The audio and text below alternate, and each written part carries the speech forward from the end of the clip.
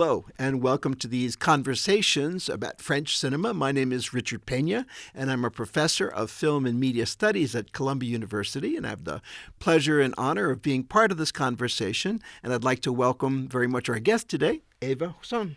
Eva. Hello. Nice to meet Richard. you. Good to see you. I haven't had a chance to see your first, it's really, I guess, sort of a medium-length film, not really a full feature, those for whom it's always complicated. And Yes. it sounds really interesting, and I was wondering if you could tell us a bit about it, because it I sounds love very that film. experimental. I love that film. What was happening at the time? I got a residency, an artist residency in Madrid for 2 years, where they paid me handsomely. And with that money, I was like, okay, I can either like sink into depression and like, think my life is over. I was 29 and never make a film again. And, just like write things with that fellowship, or I can put that money into making a film. And so I called a couple of friends in LA and I was like, would you be ready to do like some improv workshop with me and see if we can make a film together? And they accepted, so we did this workshop for 2 weeks. And then I bought a camera. I bought a 7D because the DP I was supposed to work with let me down. And I was reading the manual as we were driving and as I was shooting the first things. And we shot for 5 days. And I just really loved the film. It's a comedy. And basically my bottom line was that if you have no money, just shoot in a place where it's very cinematic. So we went to Death Valley. So we almost died. Everybody hated me because the car sank in the sand and got stuck because I didn't realize it was not a 4-wheel drive. I had requested a 4-wheel drive, but they gave me like a GMC, like a 2-ton car, like a hip hop car. And it was just not very sand friendly. So anyway, we got stuck in the sand. That's part of the film, actually. And I finished the film, and when I met the father of my kid, he's a film producer. He looked at the footage and was like, "This is so funny. You absolutely have to finish it." Which I hadn't found the energy to do. And I was like, oh, okay. And we finished it. And, by the end of the credits rolling, Arte, the French TV channel, had bought it. So Fantastic. it was, Was it entirely improvised, or did you have some kind of script? Well, I think good improv is based on a really strong frame. So we worked a lot along the lines of a storyline. And we didn't go in every direction. That was the thing. We had done that in the first couple of days in the workshop, and I just realized that you can't edit anything. It's just really hard to do.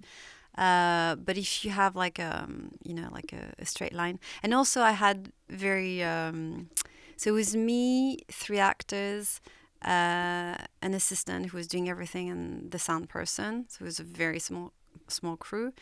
And I'm very short-sighted, so I was terrified of misfiring the focus. So my main technical constraint was that I could never move the focus during the take. So when people move, they move sideways, not or they would move into focus. Right. But that gave me a very simple technical constraint. Interesting restriction. Exactly. That worked. It actually helped me to just not go crazy and go in every direction. Yeah. But I love that film. I look forward to seeing it. A few years later, you made your first feature film, The Bang Gang, and I can remember when it showed at Toronto how much buzz it caused, and there was so much discussion about the film, which for a debut feature must have been very exciting for you. Yes. It was so moving because with my producer, it had been such a wild ride, it was such a wild card for her. It was a film about teenage sex orgies.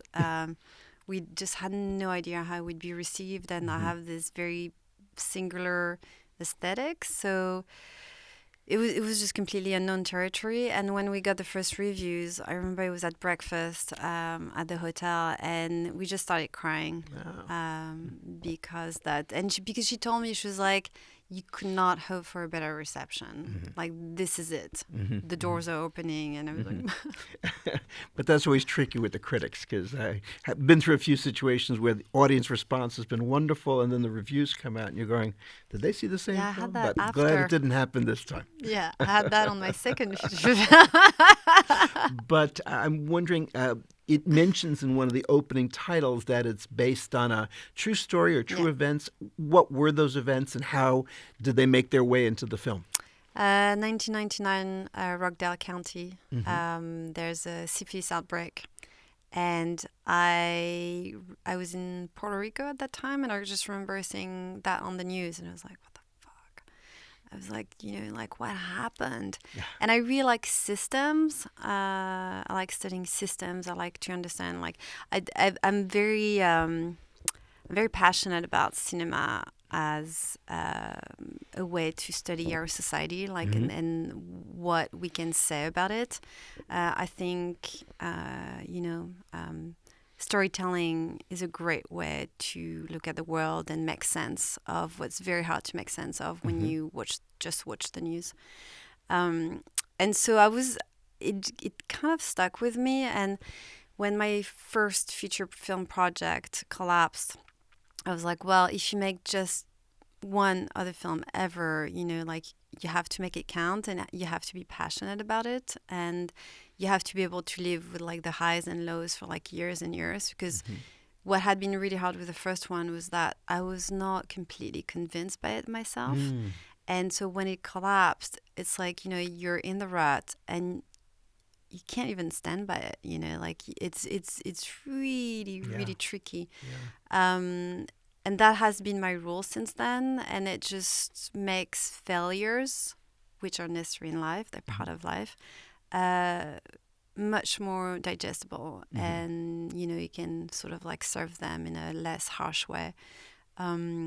So yeah, I was really interested in that story, and I realized that it had to be, like, rendered through the filter of a contemporary event. So I thought that the social media would be a perfect filter for that, and it would be very interesting to see what happened with it. And I'm actually very interested I'm starting to write not a sequel, but like some sort of, like, prolongation of that systemic intervention of social media on youth and like our lives. Something I found very interesting was the way the screenplay sort of begins a little bit focused on Letitia, then it moves to Alex and Nikki, then it moves to George, and then it moves to Gabriel at the end. It was very interesting to see that you never really stay on one character, and even though the others continue to appear, the focus keeps shifting. Was that something you wanted to do very consciously, and did it come out in the editing or more in the writing? Oh, it was definitely very conscious. Again, the system. I thought that a multi-character approach was the only way to go about it, to show how a single event like this can only exist through individual journeys, and that each journey, each character thinks that their own journey is, like, so special, but that's the incredible quality of society, like, we're at the same time convinced that, like, our own destinies are determined by our own will, but there's so much social determinism in that. And we also make sense as a narrative, as a collective. And I was just, like, fascinated by that. And cinema works really well for that, like literature. One of the things also that I notice is that of these main characters, most of them are in some way not in quote-unquote traditional families. You don't have, for example, a mother in the case of Letitia, or Alex's parents seem to be completely missing except for a little insert we get of him in Morocco, or even Gabrielle's father is in handicap. So could you talk a little bit about that theme? Because it felt very noticeable to me in the film. I think that was subconscious at first, but then I just had to sort of look at it. I think it stems from my own personal experience of me and my friends, and I was quite an extreme kid. Didn't need to do the orgy thing, like, as a teenager, but I did a lot of drugs, and I did a lot of partying, and I did a lot of things where being a mom now, I'm like, oh my God, like, how did I survive like all of those like insane decisions? And I think the main element from the kids I was hanging out with, like at that time of my life, was that the parents were like either absent or just like could not be there for like whatever reason because of working too much. And this is really not about assigning blame. I just want to be clear. It's just a reality. No, it is very much so of today's young people or just today's family. I mean, like, structure. since like the dawn of time, like basically when the parents can be like a very supportive support network, like it helps people to go through life with like less, hassle. And when they can, for whatever reason, sometimes you have to make your big mistakes by yourself. Can you talk about the directing the young actors in the film? I mean, you have some very sensitive scenes, especially physically. How did you work through that? And I'm wondering if there was much improvisation done during the film. Barely any, actually, because of that. I had been an actress. I had been naked on set. And I wanted to make sure that everybody was comfortable with what was requested of them. And moreover, like beyond that, I didn't want anyone to regret later in life. And I did like quite gruesome casting process where I talked a lot with the people beforehand, before anything happened. And at the very end of the casting, the people I chose, and I asked only like the 4 actors who ended up being cast because they all accepted. I asked like a scene where they would be naked, because as I was explaining to them, I was like, I just don't want you to find yourself on set and be, I can't do this, or I don't want to do this, but I feel obliged to do it because we said we would do it. And I even cast all the extras myself, and I had them like that happened in a group. I had like a group like showdown where the people who realized they were not comfortable being naked around others were able to say, actually, you know what, it's not my thing. And I think because of that, everybody felt that they would be heard, and it just that the whole thing sort of went really well in the sense that they just didn't feel pressured in any way. So that's good. But also, there was this 14-year-old actress that I really liked, who was incredible, and she had been my choice at some point. But I thought about it, and I called her agent, and I said, you know what, I'm gonna turn her down, but I want her to understand that it's not because she's not good. It's because she's never had sex before, and I refuse that I give her that experience.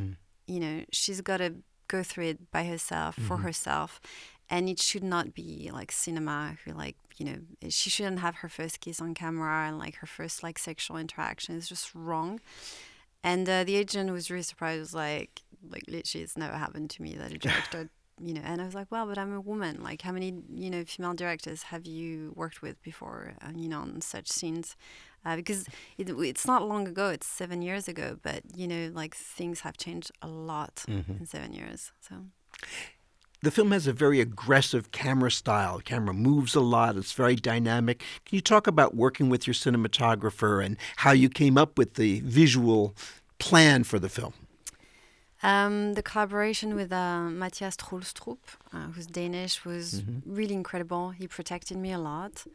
And we had this very symbiotic way of working where I chose him because, first of all, he went to the same film school, and we had a very common aesthetic background.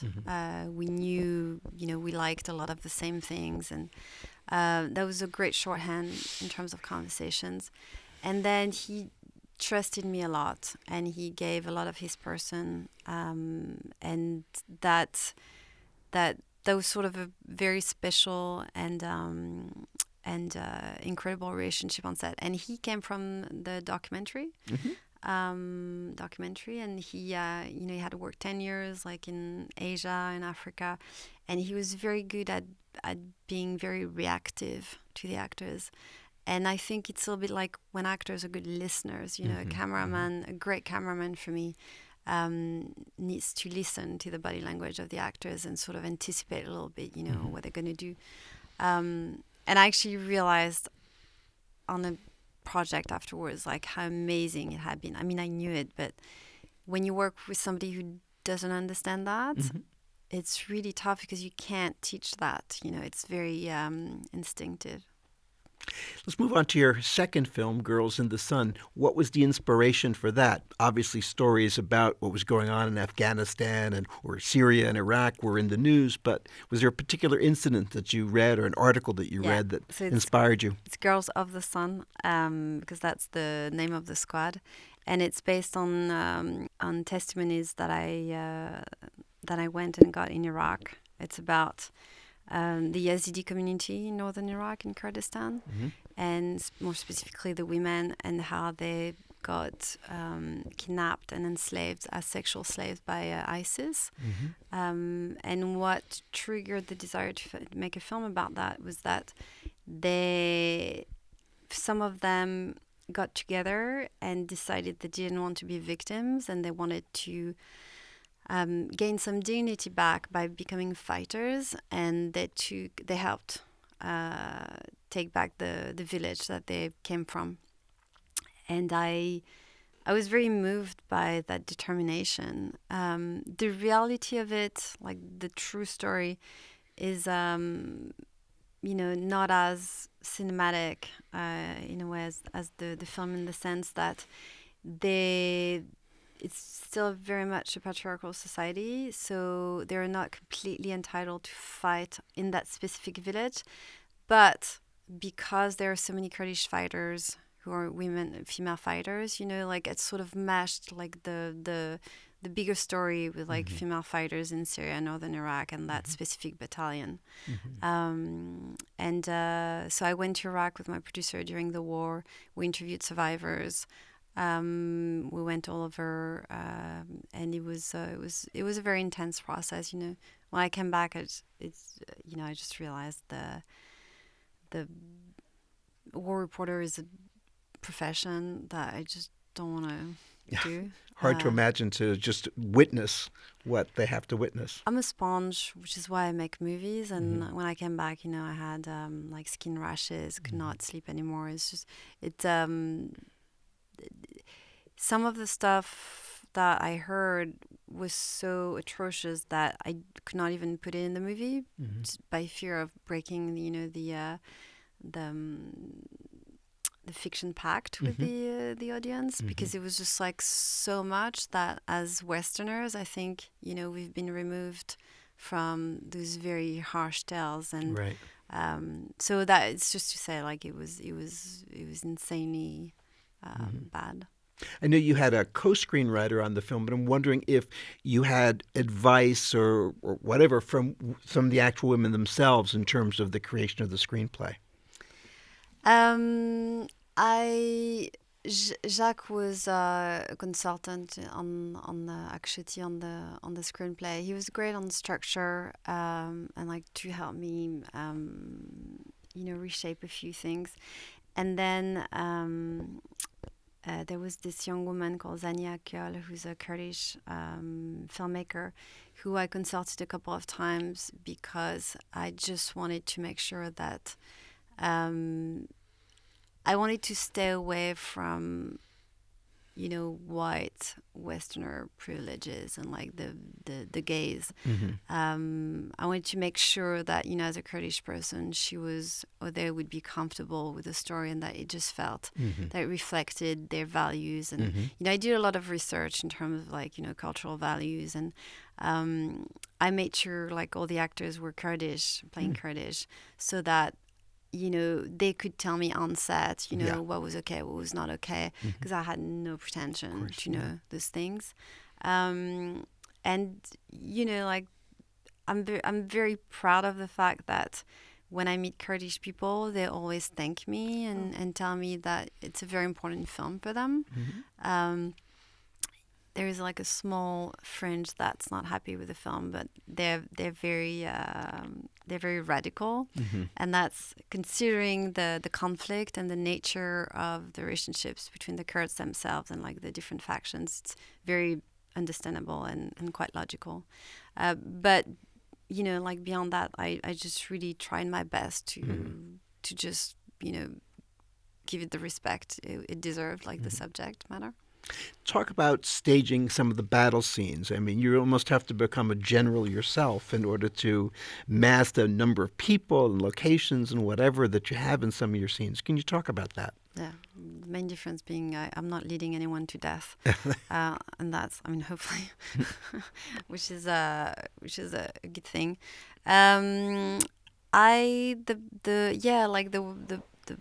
The war scenes. You know what? It's funny because action requires so many people from the crew, like, and other competencies than yours only, that it becomes a much more collective game. And it's a little bit daunting at first. It's like, oh my God, I've never done that. But, like every director who's tackling something that they haven't done before, it's kind of fun to organize, and you blow up shit, and you make smoke, and then you get to like put everything together, and like you add music.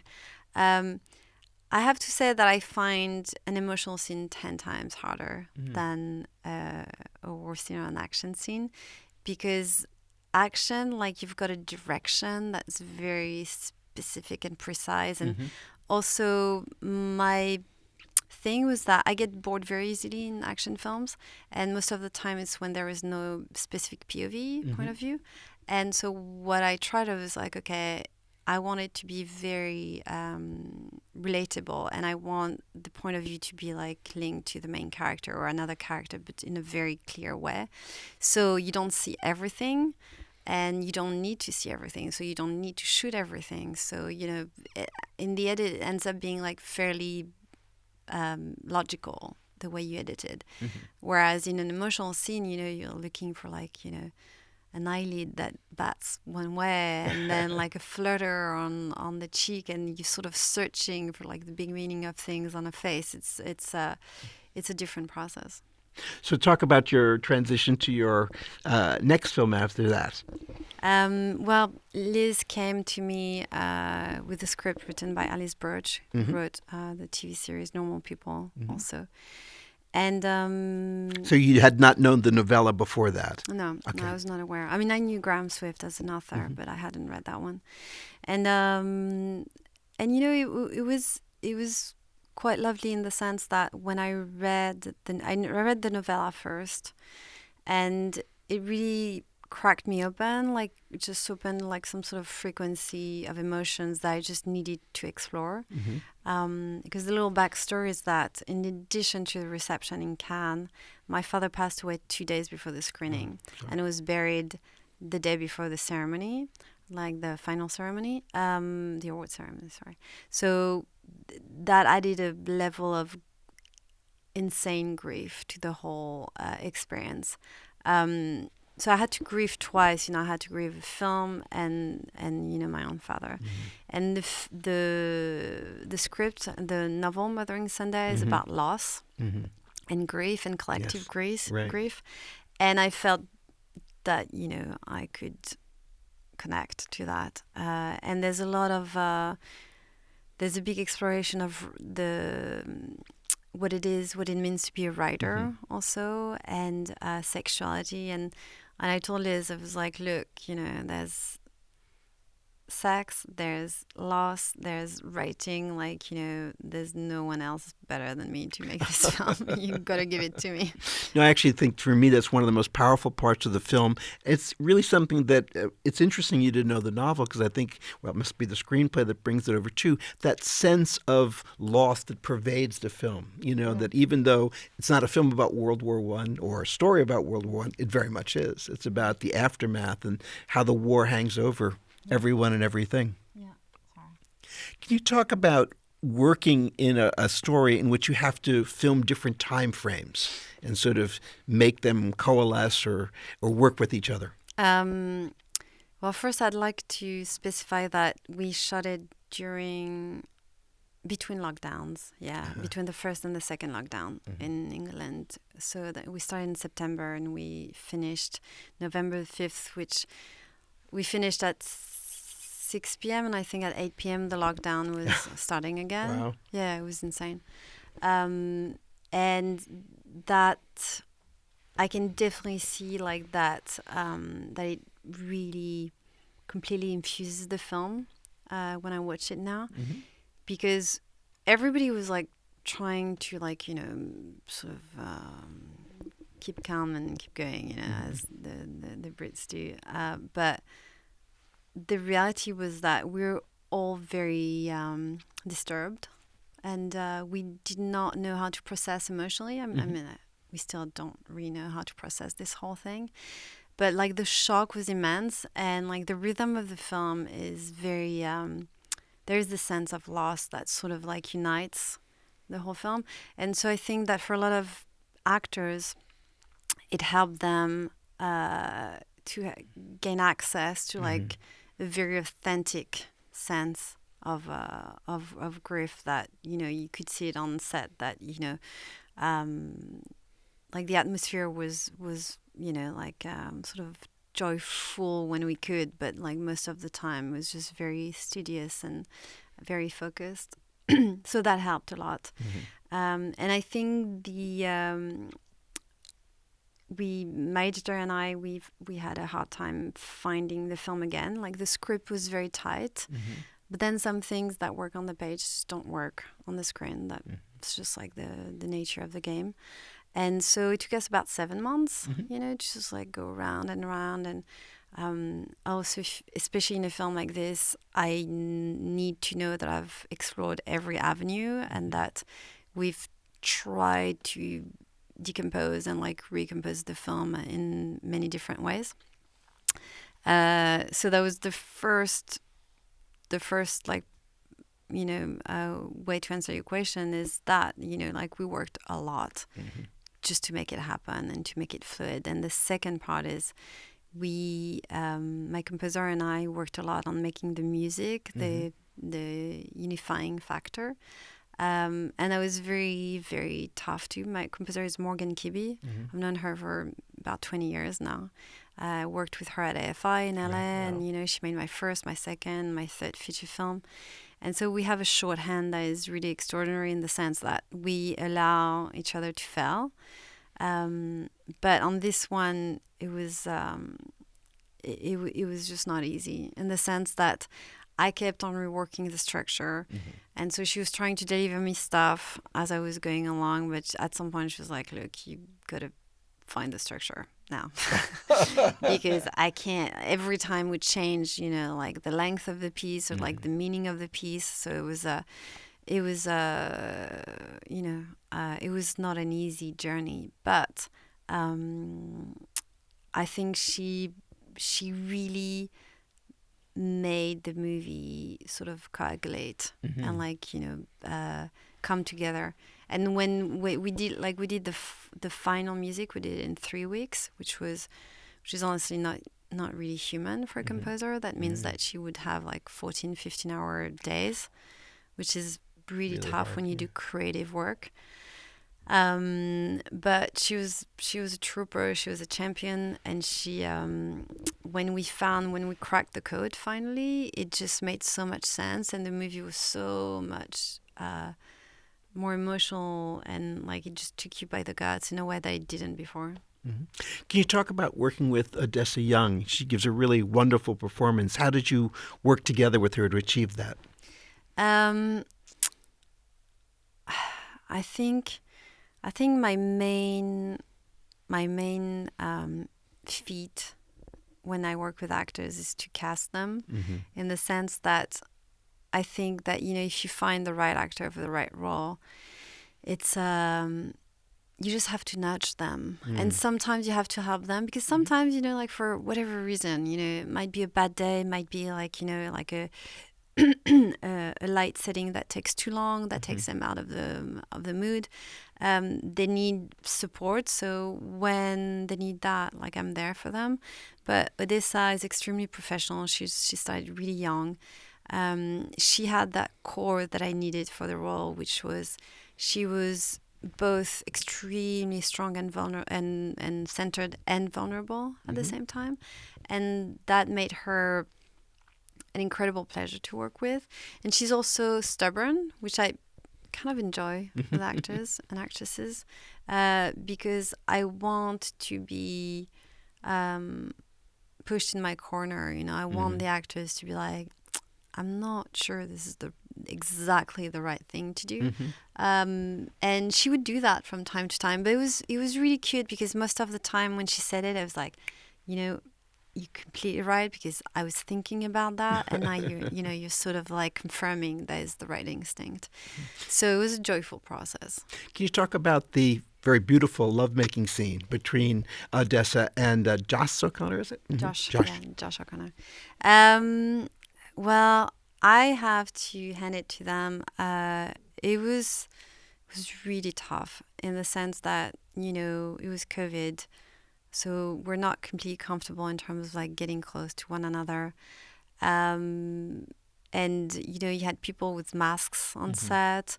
It was cold. And I wanted something very specific in terms of rhythm. And poor Josh, I was like, no, it's the wrong rhythm. You have to do this. And I was giving him like, the rhythm with my fingers.